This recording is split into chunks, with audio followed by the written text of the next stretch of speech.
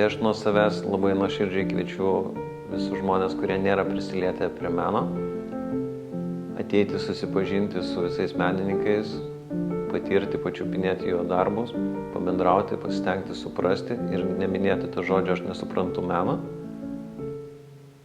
O į mano stendą galite ateiti suradę pagal žemėlapį turbūt, nežinau kaip tiksliai.